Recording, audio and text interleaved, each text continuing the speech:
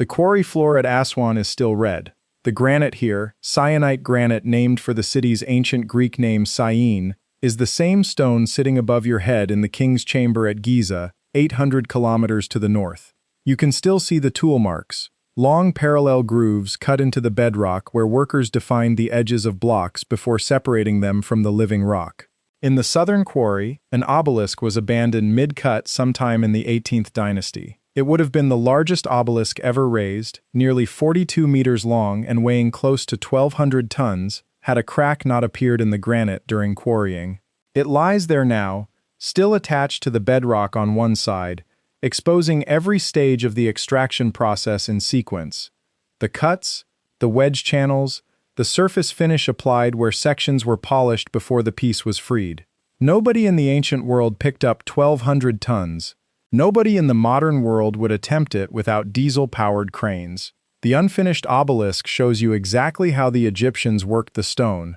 What it does not show you is how they moved what they finished. Stand inside the king's chamber at Giza and look up. The ceiling above you is formed by 9 slabs of Aswan granite. The lightest of them weighs approximately 25 tons. The heaviest runs close to 70.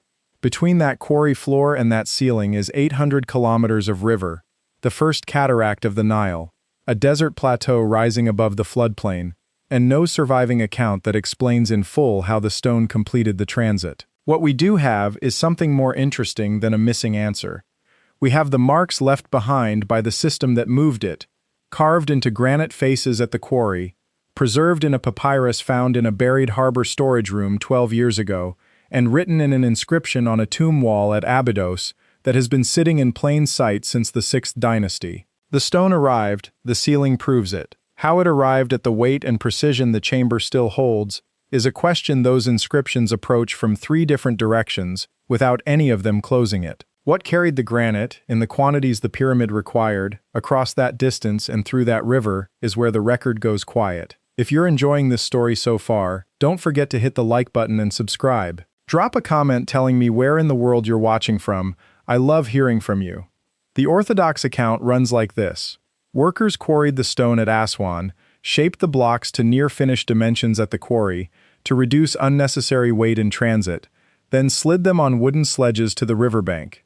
They loaded them onto wooden barges and floated them downstream on the Nile's annual flood, which raised water levels enough to handle heavier cargo. They unloaded near Giza and dragged the blocks across open ground to the pyramid site. It is a workable model. It accounts for most of the limestone blocks that make up the pyramid's bulk. It sits uncomfortably with the king's chamber, where the ceiling slabs weigh between 25 and 70 tons, had to be raised more than 40 meters into the pyramid's interior, and were fitted into place with the tolerances the chamber still shows today. The standard account has not produced a satisfying explanation of how the heaviest pieces were loaded at a quarry sitting beside the cataract, transported 800 kilometers of river, and set into position at that height with that precision.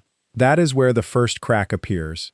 Not in a theory, in the numbers the stone itself demands. Before we go further, this is a channel about the questions the ancient world has not fully answered. Some of what we look at today is solid and documented. Some of it is theory, and where it is, I will say so. The point is not to hand you a verdict. It is to show you what is actually here and let you decide what it means.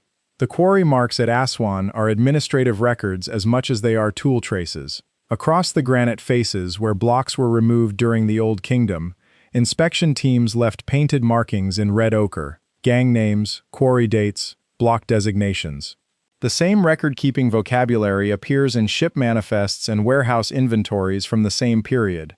The blocks were not moved anonymously. They were tracked from the moment of separation from the bedrock. What those marks do not record is the transport itself, because the workers at the quarry were not the workers at the river. The documentation of the river phase comes from somewhere else entirely. The most direct surviving evidence of how the stone moved sits inside a papyrus found buried in a mud brick storage building at Wadi al-Jarf on the Red Sea coast, uncovered during excavations in 2013. The Merer Papyrus, written by an official called Inspector Merer, is the oldest known papyrus in the world. It is a work diary.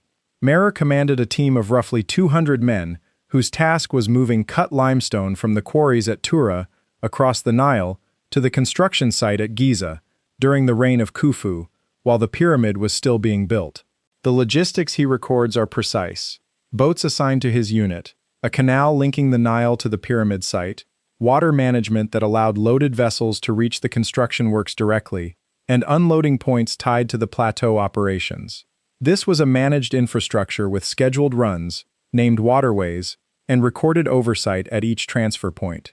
Merer's diary describes limestone, but the harbor complex it documents, the canal, the timed deliveries, the coordinated supply chain, was the receiving end of everything the pyramid required. The granite from Aswan arrived here too, through this same infrastructure, once it had made the 800 kilometers north. The Weni inscription is where the granite transport begins to open. Weni of Abydos served under 3 pharaohs of the 6th dynasty, roughly a century after Khufu. A senior official who commanded military campaigns and quarrying expeditions alike, he left an autobiographical text at Abydos that Egyptologists have studied since the 19th century. The inscription describes how he organized the procurement and delivery of granite elements for the Pyramid of Merer, the capstone, the exterior casing stones, the doorway lintels, and the offering table slabs. He records commissioning a fleet of barges built specifically for the granite run in a single year. He describes the undertaking as something that had never been done before for any king. In Egyptian autobiographical texts, that kind of statement carries a specific weight. Officials inscribed their tombs with achievements verifiable to their contemporaries, and they were not inclined toward false claims in permanent stone. When Weni says the scale was unprecedented, he is making a claim about the size and complexity of what those ships moved. The engineering of those vessels, how they were constructed to carry pieces of stone that outweigh anything depicted in Old Kingdom river transport scenes, is not in the inscription. Only the outcome is recorded, but the outcome confirms that the ships built for the Aswan granite run were a distinct category from standard Nile cargo vessels, and no surviving example of that category has ever been recovered. The First Cataract is the bottleneck the standard account has not fully resolved. Aswan sits at the northern edge of the First Cataract, a stretch of the Nile where the river breaks over exposed granite bedrock in a series of rapids and shallows. Below the cataract, the Nile is navigable by large vessels. Within the cataract zone, the water runs faster over rocky outcrops, and the passage of a heavily loaded barge is not simply a matter of floating with the current. In the modern era, the Aswan Dam has changed this stretch entirely. In the ancient world, moving heavy stone past the cataract meant either portaging around the difficult sections or cutting a passage through them. Evidence that such passages were made exists along the granite outcrops near the island of Sehel, where ancient inscriptions record the passage of expeditions and reference channels cleared for large vessels. A text from the reign of Senusret III records the clearing of a new navigable channel through the cataract, wide enough for cargo ships, noting that an earlier channel at the same location had silted in. An earlier channel, one that existed before Senusret's workers arrived to restore it. The inscription does not say when the original was built or by whom. It records a restoration, not a construction. Whether that earlier channel dates to the Old Kingdom and the granite expeditions of the 4th dynasty cannot be established from the inscription alone. What the text establishes is that engineering a navigable passage through the cataract was not invented in the Middle Kingdom. Something had been there before. If you're hooked on this story, make sure to subscribe and turn on notifications so you never miss an upload. Your support means everything and helps me bring you more emotional stories like this one. For the granite that sits in the king's chamber ceiling, the cataract was transited. The stone arrived. How a vessel carrying close to 70 tons was guided through a cut channel in that section of river, what those vessels looked like, and how they were loaded and stabilized, how the handoff was managed at the northern end where the cataract gives way to the broader Nile, those details are not in the record. The stone being there answers whether the transit happened. It does not explain how the hardest section of it was managed. There is one more detail that the orthodox model absorbs without addressing. The ancient Egyptian boats we have in the best preserved example, the dismantled cedar vessel found in a pit beside the Great Pyramid itself and now reassembled, is built with a flat-bottomed hull design suited to the calm Nile. It is sophisticated work. It is also a ceremonial or funerary vessel, not a cargo barge. No Old Kingdom cargo barge of the scale Weni describes has survived, and no illustration from the period shows a river vessel carrying a stone block at the weight of the king's chamber ceiling slabs. The images we have of boat transport during the New Kingdom, including the reliefs at Deir el-Bahari showing 2 obelisks on a single barge, give a partial picture of how stone was moved on the river 1,000 years after Khufu, what the 4th dynasty equivalent looked like, how the hull was reinforced, what kind of lashing or cradle held the block stable on the water over a multi-day transit, is inference built on evidence from a different era. The gap is real, and it has not been closed. The harbor at Giza is the part of this story that archaeology is still recovering. Through most of the 20th century, the assumption was that stone barges unloaded near the Nile and the blocks were dragged across open ground to the plateau base. The distance from the river's current course to the pyramid base is several kilometers. Moving a near 70-ton granite block across that stretch on sledges with the available workforce produces numbers that are possible in theory, but strained at the practical margins. Then, in work at Giza beginning in the late 1980s, archaeologist Mark Lehner's team found evidence of ancient harbor infrastructure east of the pyramids, channels, quay features, sediment deposits consistent with standing water, much closer to the plateau than the Nile's current channel. During the Old Kingdom, the river ran closer to the site. The canal described in the Merer Papyrus connects these harbor basins directly to the construction works, reducing the overland transfer distance to a fraction of what the modern geography suggests. The chain from quarry to ceiling had a missing link. The missing link was a water-filled channel that no longer holds water, and it has been partially mapped. The precision of the finished stone is where the transit question opens into something harder to close. The interior of the granite sarcophagus in the king's chamber has been examined by engineers alongside archaeologists, and the measurements they have recorded put the internal tolerances at a level that accepted hand tool methods on granite do not straightforwardly account for. The corners of the box maintain their geometry to the full depth of the cut. The interior surface is uniform across a material harder than the copper tools used to work it. Accepted quarrying and finishing methods using dolerite pounding hammers account for the broad shaping of granite at scale. The interior geometry of that sarcophagus, at depth and at the corners where maintaining accuracy against granite is most demanding, has not been cleanly explained by those methods. Engineer Christopher Dunn's examination of cut surfaces at Giza documented tool marks on granite consistent with a cutting speed through the material that a hand-pulled copper saw cannot maintain while keeping a straight path. His interpretation of what produced those marks remains contested in the archaeological literature. What the marks themselves represent has not been accounted for in the published record. The dolerite pounding balls found by the thousands at Aswan and at Giza are real, and they work on granite, producing the surface textures visible across the quarried stone. They account for the removal work. They do not account for the precision of the finished cuts in the chambers themselves. The gap between the two is not large enough to demand an extraordinary explanation. It is large enough that no ordinary explanation has been offered in full. The ceiling slabs are where the positioning question becomes specific. Getting a near 70-ton block of granite from the Giza harbor to its place in the king's chamber ceiling requires covering the vertical distance as well as the horizontal. Ramp theories account for height in general terms, but the ceiling slabs were not simply lifted and set down. They were positioned within a row of 8 neighboring slabs, with the fit the chamber still holds, without the impact damage at the edges that rough handling at that weight typically leaves on stone. The surfaces of the ceiling blocks show no major damage at the edges. The joints between adjacent beams are tight across the full span. Whatever placed those slabs maintained positional control over pieces of stone as heavy as a loaded aircraft, at more than 40 meters of elevation, with a precision that is held without shifting for 4,500 years. The mechanics of how that was managed, at that weight and that accuracy, have not been answered in a way that the engineering fully supports. The pyramid texts, carved in the burial chambers of 5th and 6th dynasty pyramids, are the oldest religious literature in the world.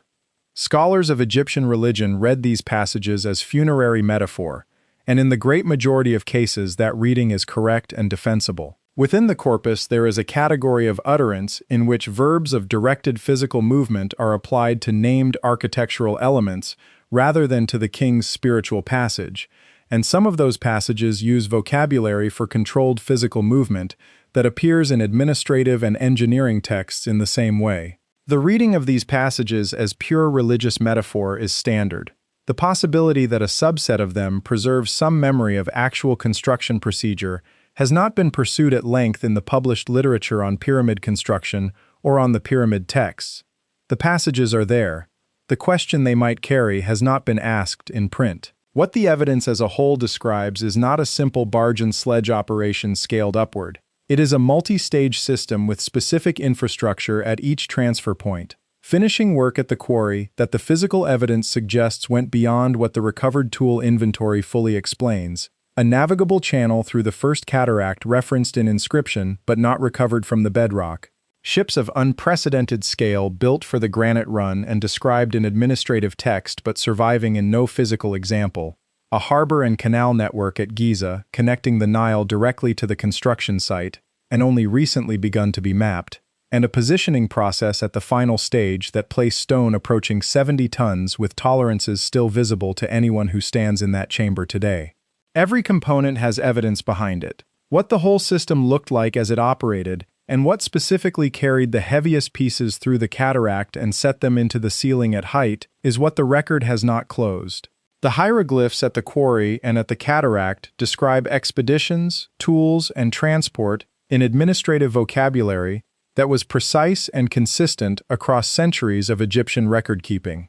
The Weni inscription says the fleet was unprecedented without describing the ships. The Merer Papyrus maps the destination infrastructure without showing the upstream transit. The cataract inscriptions record that a navigable passage existed and was cleared more than once without preserving the engineering of it. Each text opens one section of the chain. None of them shows the full sequence from quarry to ceiling in the detail the question deserves. The unfinished obelisk at Aswan lies in its quarry because a crack appeared and the work stopped. 1,200 tons of granite, almost completely freed from the bedrock, left exactly where it stalled. The crack is the reason every stage of the quarrying process is visible. The failure preserved the method in full because nothing was cleared away afterward. There is something worth holding still for a moment here. The obelisk that cracked and was abandoned is itself one of the most instructive objects in Egypt, because it shows what the Egyptians were planning to do. They were not tentatively experimenting with large granite pieces. They were working at a scale that would have produced an object no modern quarrying team has matched without mechanical equipment. The ambition was there. The execution was routine enough that the failure of a single piece did not pause the quarry. They simply moved on to the next block. Whatever the system was that moved finished pieces from this floor to sites across Egypt and to the ceiling of the king's chamber 800 kilometers north, it handled that ambition routinely enough that it left no monument to itself. We have the product. We do not have the method in the detail the product deserves. What that failure did not preserve is everything that came after the quarry. It did not preserve the barges. It did not preserve the cataract channel. It did not preserve the tools that left marks the standard inventory cannot account for. It did not preserve whatever position near 70-ton slabs, more than 40 meters up, with the fit those slabs still hold. Those things operated, completed their work, and then either decayed, were dismantled for the next project, or remain in forms not yet matched to what the inscriptions say they were. What the stone says is that the system existed, and that it worked. What the inscriptions say is that the system was deliberate, managed, and unprecedented in scale, and that the people who ran it left records precise enough to tell us that something carried granite in a way their own writers called unlike anything done before. What neither the stone nor the inscriptions can say yet, with the clarity the question still deserves, is what exactly carried the granite from that red quarry floor to the ceiling that has held in the dark above the king's chamber for 4,500 years without shifting. The answer is in the stone. We just have not finished reading it. Thank you so much for watching until the end. If you loved this story, check out the other videos on your screen now. I think you'll really enjoy them. And don't forget to subscribe if you haven't already. See you in the next story.